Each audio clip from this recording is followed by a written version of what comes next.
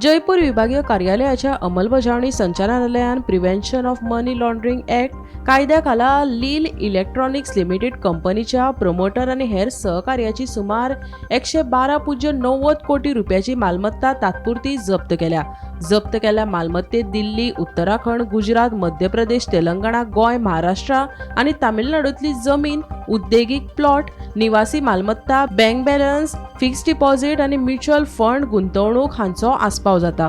अमेरिकेतल्या टेक्सासले एका निवासी घरूय ईडीन जप्त केला।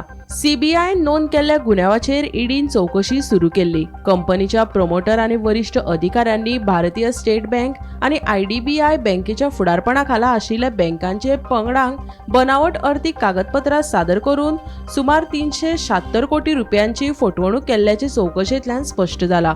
कंपनीच्या अर्थीक नोंदीत घुसपागोंदळ केल्ल्याचे आणि मालमत्ता, साठवण आणि रिणां कृत्रीम रितीन फुगयल्ल्याचे ईडी तपासांतल्यान दिसून आयले। उपरांत बँकांकडल्यान मेळिल्लो निधी वेगवेगळ्या संबंधित कंपनी वरवीं आणि परदेशांतल्या उपकंपन्यांच्या माध्यमांतल्यान वळयला। उपरांत ह्या पैशांनी वेगवेगळे रिअल इस्टेट मालमत्ता विकती घेवपा खातीर वापरिल्ल्याचे चौकशेंतल्यान स्पष्ट जाला। या प्रकरणाची फुडली चौकशी अंमलबजावणी संचालनालयान सुरू केल्या। Bureau report, Gomantak TV.